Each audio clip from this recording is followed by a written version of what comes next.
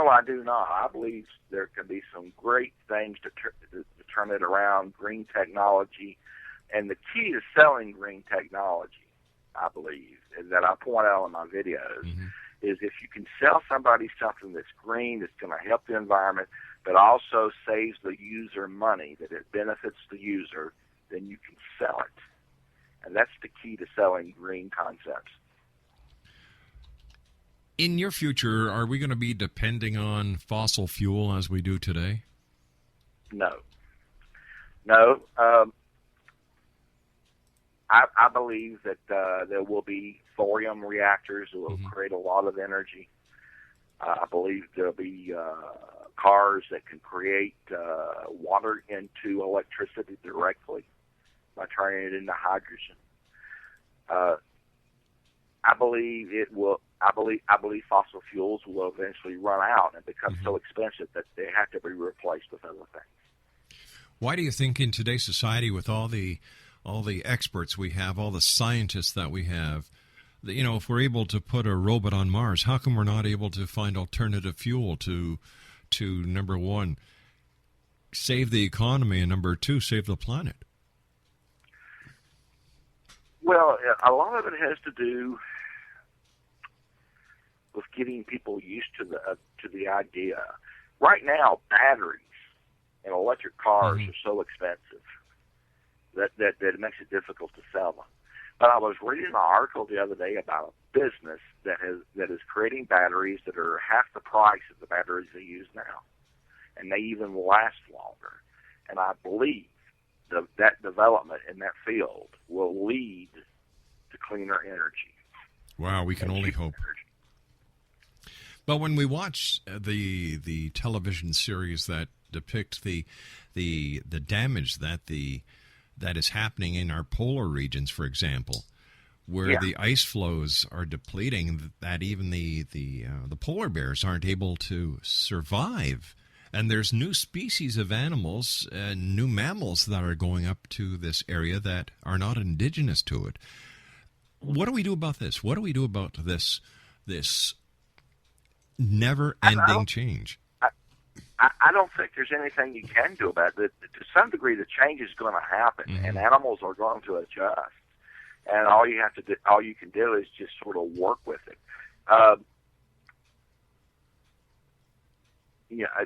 I really don't know what you can do about it. I mean, seriously, animals will adjust to the environment that they're in, and that's what is happening. The environment is changing, and the animals are adjusting to the environment.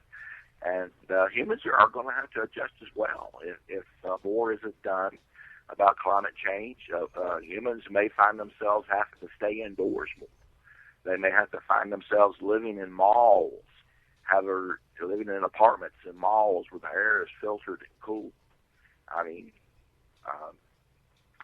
it doesn't look too good. In your world of the future, as you see it, Randy, what about the military? What part do they play in the future? Well, in my video blog, The Year 3045, I've envisioned the military as using tools to deal with warring nations. If a country tries to start war, it's quarantined by the military.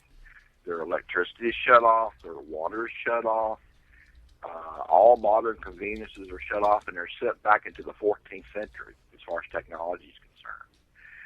And if that doesn't calm them down, then the military uses robots. Human personnel aren't sent in unless it's needed to bring people out who want to leave.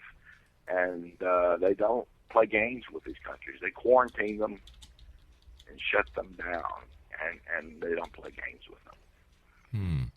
And is education in your future does education play a major role in the success of the continuance of this planet? Yes, education. We need more engineers and technicians now, and education plays a major role. Without education, if you have a factory and you go into a town where no one knows how to operate the machinery, without education to teach people how to do it, what are you going to do? If people can't use math skills, how can they work in your factories? How can they come up with new concepts? People have to be educated. Do you think that that very lack of education, as you just described it, in this day and age is holding us back from a technological progression? I do believe that a lack of education is interfering with the natural progression of technology and science. I do believe that if we had more funding into education, I believe the world would be a better place. How about religion? Where does religion sit in the future, in your future, as you see it? In the future, there will be many, many different religions. The Abrahamic type religions will still exist. Mm-hmm. But I believe you're going to see many philosophies and combinations of religion and philosophies. I foresee a religion that I refer to as universalism, where it is believed that God is the universe and the universe is God, and the attributes given to God are actually attributes to the universe, and that the way to understand God is through reason and logic. How about agriculture? We're going to need more food. There's going to be more people. But I believe you're going to see farming actually in space around us. I believe there's going to be places where they grow crops and use space elevators to ship them down. And you could actually be eating carrots that are grown in orbit around the Earth. Wow. You know, that makes a lot of sense. And so does solar energy. You know, like, we've got the technology. Why don't we use it? We're just discovering. The price is coming down. The price of panels is coming down. It's becoming cheaper to create solar energy, and I believe it's going to be a boom for green energy. Do you think that there are those companies out there, like the major hydroelectric companies and the Fords and the GMs and the gas companies, that are actually holding in the reins of progress so they can fill their pockets?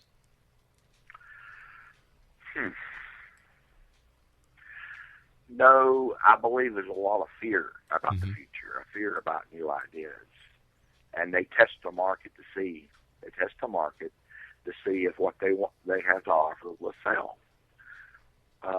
Duke Power is big here where I live, and they actually have built a solar energy field north of us, and they're actually developing solar energy as a supplement to coal.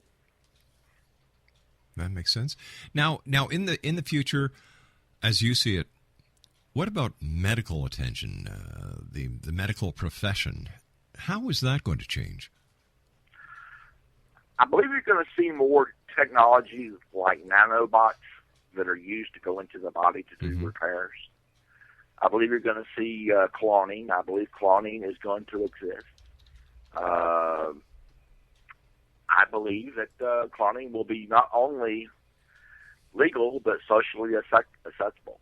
It's not only for reproduction but to extend your life. And I believe you're going to see new technology like clothing you can wear that monitors your body while you're wearing it. I think it's going to be very expansive. So the future isn't doom and gloom. It's actually a very bright future. I think it's a wonderful future, but the key is to work to make it real, and the key is to work to make your dreams reality. Just sitting on your butt and dreaming does no good. You have to make an effort. Yes. You have to sweat a little bit. Yep. The universe rewards effort. My definition of a dream, when people ask me the difference between a dream and reality, it's very simple. It's doing it. The dream is the idea. The sweat, the labor, the belief, the work that goes into the dream is the reality. Yes. You know, that is the reality. It's a very simple formula, and yet so many people just don't get it.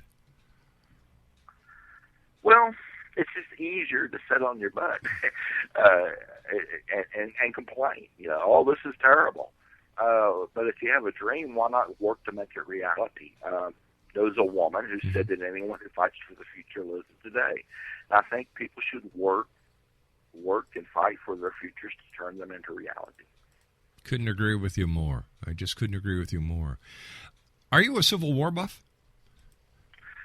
Well, the Ballad of Dred Scott deals with the Civil War, the cause of the Civil War. My book. Yeah. And do you have an interest in President Lincoln and what he stood for and where he sat during the entire Civil War scenario? While I wrote the book, I had to research it for a year, and I'm very happy with Lincoln as he grew.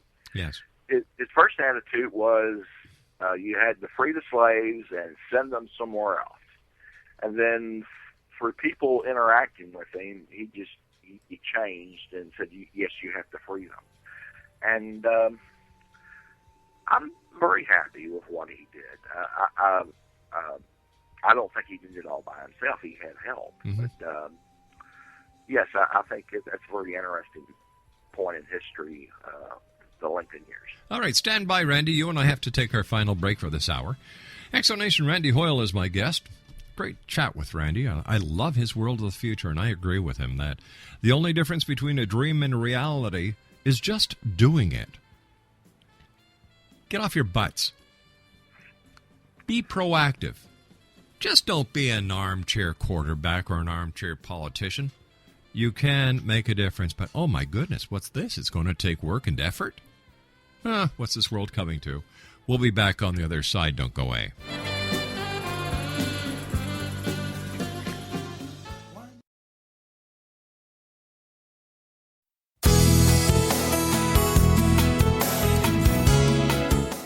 With each new extreme weather event or terrorist act, it becomes increasingly obvious that we live in uncertain and challenging times.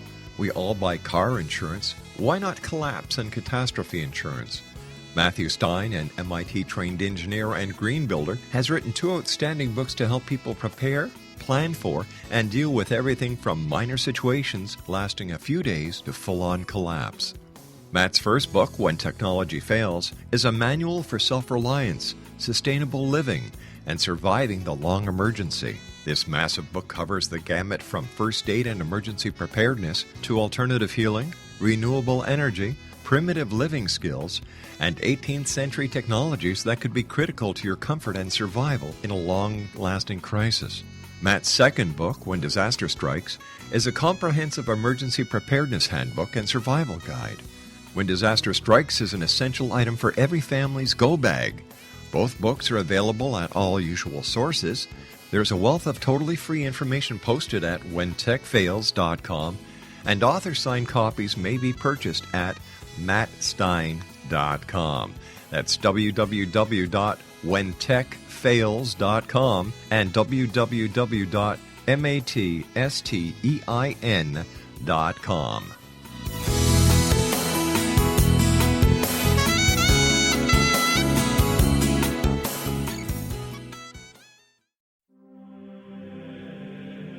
Rob McConnell here, presenting an overview for Nicholas Paul Jennings, author of a fascinating book, Amen. It presents facts revealed by Egyptologists, facts that enable us to understand why Amen is the beginning of creation of God.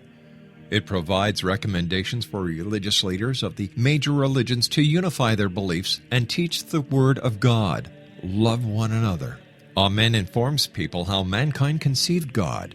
It was the Egyptians that developed the concepts of a soul, a hereafter, and Son of God. And finally, after the worship of many gods, they conceived the belief in one universal God, the maker of all there is.